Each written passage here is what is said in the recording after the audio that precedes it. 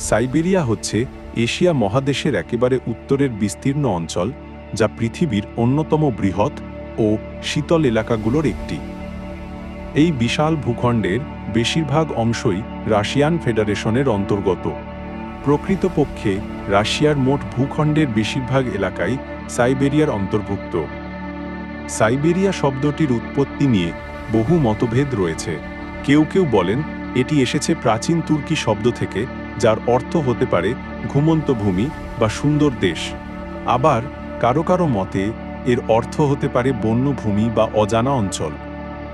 কেউ কেউ দাবি করেন এই নামটির উৎপত্তি হয়েছে রাশিয়ান শব্দ সেভার থেকে, যার অর্থ উত্তর।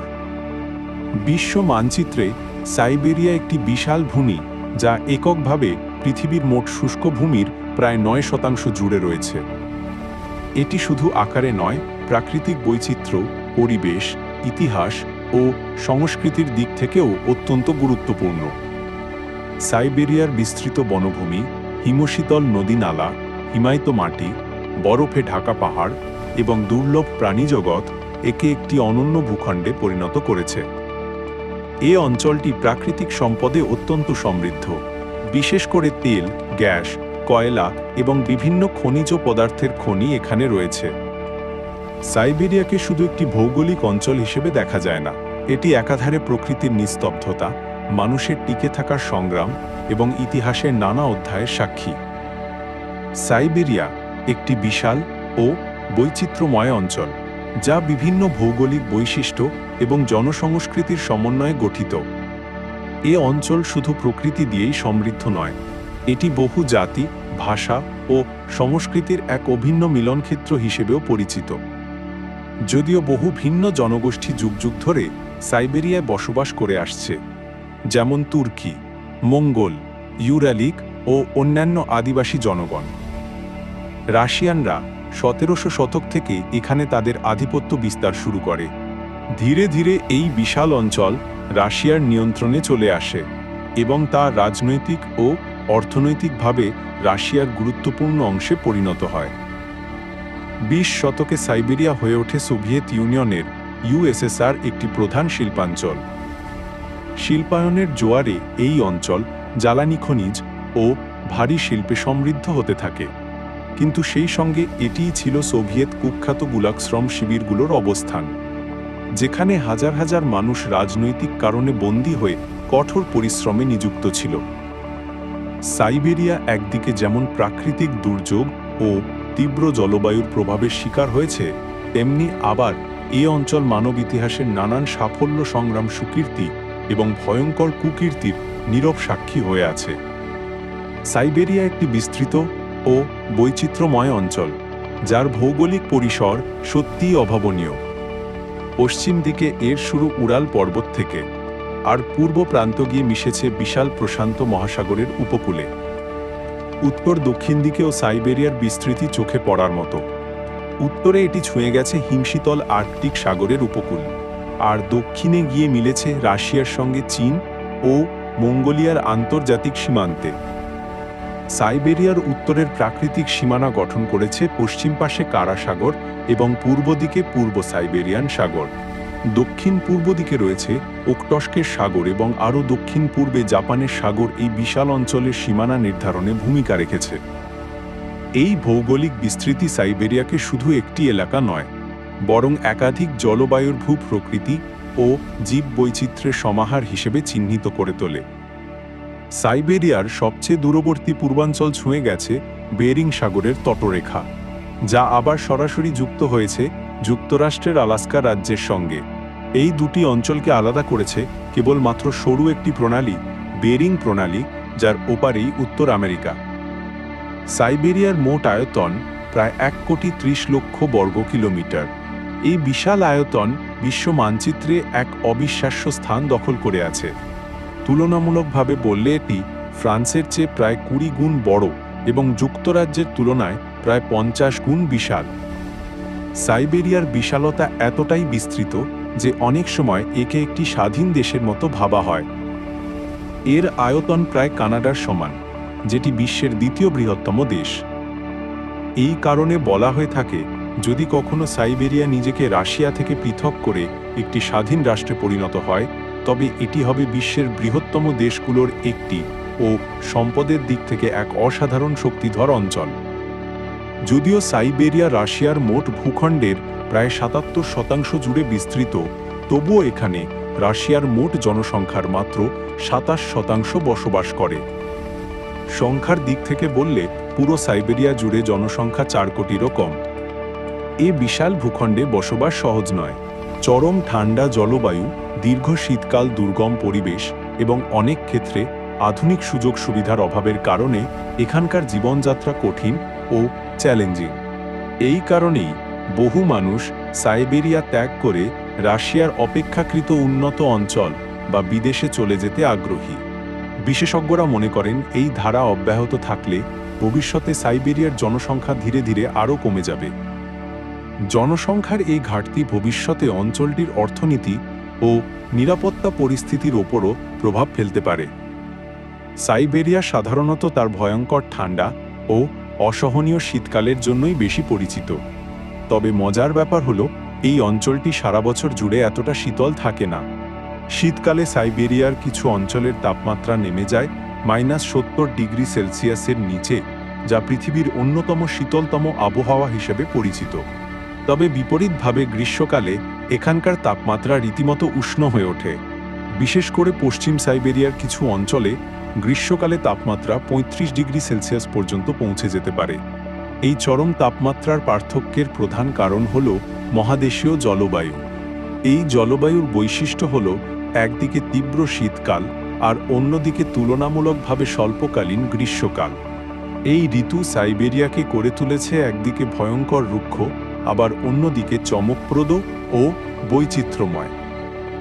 এই অঞ্চল এমন সব প্রাকৃতিক বৈচিত্র্যে পরিপূর্ণ যা পৃথিবীর আর কোনো জায়গা একসাথে গর্ব করতে পারে না। শক্তিশালী ও দীর্ঘ নদ নদী যেমন অবো ও ইয়েনিসেই, দৃষ্টিনন্দন পর্বতশৃঙ্গ যেগুলো যেন আকাশ ছুঁতে চায়, স্ফটিকের মতো স্বচ্ছ হ্রদ যেমন বিখ্যাত বৈকাল হ্রদ, বিস্তীর্ণ সবুজ বনভূমি ও সীমাহীন তাইগা যা পৃথিবীর ফুসফুসের মতো কাজ করে, এবং উত্তর দিকে বিস্তৃত নীরব ও শূন্যতা ভরা আর্কটিক মরুভূমি। এই অনন্য বৈচিত্র্য সাইবেরিয়াকে একদিকে যেমন নিষ্ঠুর ও কঠিন আবহাওয়ার প্রতীক করেছে, তেমনি আবার করে তুলেছে এক স্বর্গীয় প্রাকৃতিক ভূখণ্ড, যেখানে প্রকৃতি নিজেই যেন শিল্পীর তুলিতে আঁকা এক বিরল ক্যানভাস। সাইবেরিয়া এবং সমগ্র রাশিয়ার দীর্ঘতম নদী ব্যবস্থা হল ইয়েনিসেই আঙ্গারা সেলেঙ্গা নদী প্রবাহ, যার মোট দৈর্ঘ্য প্রায় ৫৫৩৯ কিলোমিটার। এই বিস্ময়কর নদীগুলোর মাধ্যমে সাইবেরিয়ার বিশাল ভূখণ্ডে প্রাণ সঞ্চারিত হয়। এই নদী শুধু ভৌগোলিকভাবে গুরুত্বপূর্ণ নয়, এর সঙ্গে জড়িয়ে আছে এক হৃদয়স্পর্শী লোককথা, যা সাইবেরিয়ার মানুষদের মাঝে প্রজন্মের পর প্রজন্ম ধরে বয়ে চলেছে। কিংবদন্তি অনুসারে আঙ্গারা ছিল বৈকাল হ্রদের একমাত্র কন্যা। একদিন সে ভালোবেসে ফেলেছিল ইয়েনিসেই নামের এক শক্তিশালী ও সাহসী নদীকে। প্রেমে মগ্ন আঙ্গারা অবশেষে সব বাধা অগ্রাহ্য করে পালিয়ে যায় তার প্রেমিক ইয়েনিসেইয়ের কাছে। কিন্তু তার বাবা বৈকাল এই ঘটনায় ভীষণ রেগে যান। রাগের বশে তিনি একটি বিশাল পাথর ছুঁড়ে মারেন মেয়ের দিকে। পাথরের আঘাতে আঙ্গারা হোঁচট খেয়ে পড়ে যায় নদীর বুকে। সে কাঁদতে কাঁদতে বাবার কাছে ক্ষমা প্রার্থনা করে, কিন্তু কড়া মেজাজের বৈকাল বলে তাকে আর কিছু দেওয়া হবে না, শুধুমাত্র চোখের জল ছাড়া। সেই থেকেই আঙ্গারা নদী থেকে ইয়েনিসেই নদীতে যে জল প্রবাহিত হয় তা অশ্রুর মতো স্বচ্ছ, আর একাকী বৈকাল হয়ে ওঠেন ধূসর ও যন্ত্রণাবিধুর। বৈকাল হ্রদের সেই নিঃসঙ্গতা ও গম্ভীর রূপ যেন আজও সেই বেদনার সাক্ষী। এই নদী কাহিনী শুধু একটি প্রাচীন মিথ নয়, বরং সাইবেরিয়ার প্রাকৃতিক সৌন্দর্য ও সাংস্কৃতিক আবেগের এক অনবদ্য প্রতিফলন। সাইবেরিয়ার বুকে অবস্থিত বৈকাল হ্রদ পৃথিবীর সবচেয়ে গভীরতম ও প্রাচীনতম বিশুদ্ধ পানির হ্রদ হিসেবে পরিচিত। এর গভীরতা কোথাও কোথাও পৌঁছেছে ১৬৩৭ থেকে ১৬৪২ মিটার পর্যন্ত, যা পৃথিবীর অন্য যে কোনো হ্রদের তুলনায় অনেক বেশি। এই একটিমাত্র হ্রদেই মজুদ রয়েছে পৃথিবীর সমগ্র মিঠা পানির প্রায় ২০%। অর্থাৎ বৈকাল হ্রদ একাই ধারণ করে রেখেছে মানবজাতির ভবিষ্যতের জন্য এক মহামূল্যবান জলভাণ্ডার। তবে বৈকাল শুধু পানির আধার নয়, এটি একটি জীববৈচিত্র্যের স্বর্গ। হাজারো প্রজাতির উদ্ভিদ ও প্রাণীর নিরাপদ আশ্রয়স্থল এই হ্রদ। এর বিশেষত্ব হল এই জীবগুলোর প্রায় 60% সম্পূর্ণরূপে বৈকাল হ্রদের জন্যই অনন্য। পৃথিবীর আর কোথাও তাদের খোঁজ মেলে না। গবেষণায় দেখা গেছে বৈকাল হ্রদের পানিতে প্রায় 1455টি অ্যান্ডেমিক প্রাণীর প্রজাতি রয়েছে, যাদের অস্তিত্ব কেবলমাত্র এখানেই পাওয়া যায়। এই সংখ্যা প্রতিনিয়ত বাড়ছে, কারণ প্রতিটি নতুন গবেষণায় নতুন নতুন জীব প্রজাতির সন্ধান দিচ্ছে। এই হ্রদ শুধু এক প্রাকৃতিক বিস্ময়ই নয়, এটি একটি জীবন্ত পরীক্ষাগার, যেখানে বিজ্ঞানীরা আজও খুঁজে চলেছেন প্রাণ, পরিবেশ ও পৃথিবীর ইতিহাসের বহু অজানা অধ্যায়। সাইবেরিয়ার সবচেয়ে বড় এবং গুরুত্বপূর্ণ শহর হল নোভোসিবিরস্ক, যার জনসংখ্যা প্রায় 15 লাখ।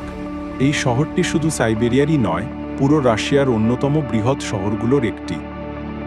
নোভোসিবিরস্ককে বলা হয় বিশ্বের দ্রুততম বর্ধনশীল শহরগুলোর একটি, এবং এটি নিঃসন্দেহে রাশিয়ায় ঘুরে দেখার মতো একটি চমৎকার গন্তব্য।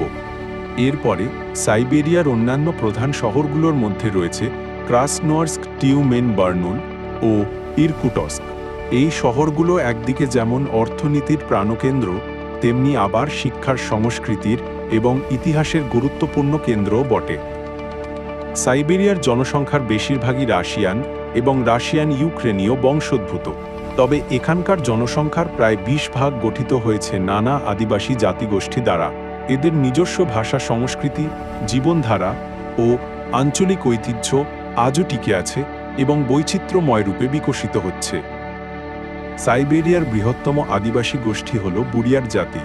তারা মূলত বাস করে বুরিয়াত প্রজাতন্ত্রে, যা লেক বৈকালের কাছাকাছি অঞ্চলে অবস্থিত। বুরিয়াতদের সংস্কৃতি, বৌদ্ধ ধর্মাচার এবং ঐতিহ্যবাহী জীবনধারা সাইবেরিয়ার সাংস্কৃতিক দৃশ্যপটকে করেছে আরও সমৃদ্ধ। এছাড়া সাইবেরিয়া শুধু মানুষের বৈচিত্র্যের নয়, জীববৈচিত্র্য ও বন্যপ্রাণীর ক্ষেত্রেও এক বিশাল হটস্পট। এই বিশাল অঞ্চলে বাস করে বহু দুর্লভ ও বিপন্ন প্রজাতির প্রাণী, যেমন সাইবেরিয়ান টাইগার, হিমালয়ান ভালুক, বরফ খেকো শিয়াল এবং অসংখ্য প্রজাতির পাখি ও জলজ প্রাণী। প্রকৃতি ও মানব জীবনের এই অপূর্ব মেলবন্ধনই সাইবেরিয়াকে করে তুলেছে এক বিস্ময়কর ও অমূল্য ভূখণ্ড।